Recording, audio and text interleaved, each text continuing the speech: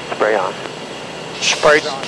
Remember this figure, 75%. That's the amount of dispersant the Environmental Protection Agency told BP they had to cut back in using, 75%. That was about a month ago, and the EPA made it known they were taking a hard line, really being tough. The made it clear to BP last night that we expect nothing less. We expect to see a substantial reduction in the overall amount of dispersant used. The EPA and Coast Guard say BP mostly complied, reducing its dispersant usage by 68%. But did they really? Turns out, not really.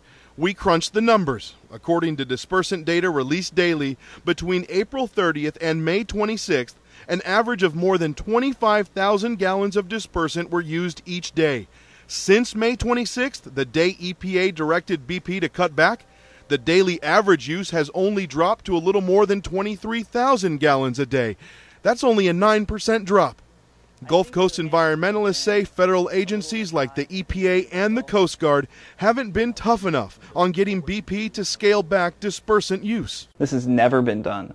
So this type of volume, this type of application, it's all really a giant science experiment, and we're terribly concerned that in the long run the impacts are going to be significant, and we just don't know right now what we're doing to this ecosystem. So how can BP and the EPA claim they've made these huge reductions in dispersant?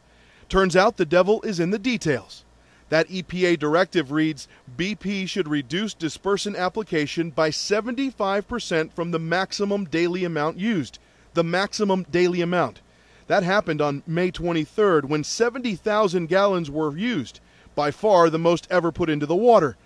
So they have significantly reduced the amount of dispersant used based on that one single day, but on average, the decrease is much, much less.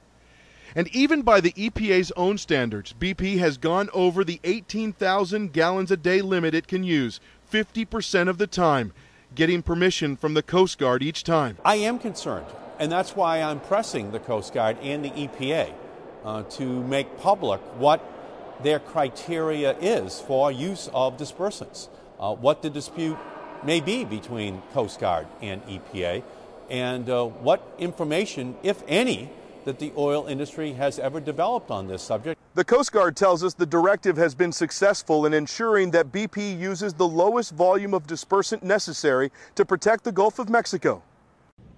EPA officials argue they deserve credit for limiting the amount of dispersants used in the Gulf of Mexico. They point toward that 70,000 gallon a day mark, and they say that that would have become the standard had they not stepped in a month ago to control the dispersant use in the Gulf. But many environmentalists down here say that because they consider this a giant science experiment, these dispersants really shouldn't be used at all. Ed Lavandera, CNN, New Orleans.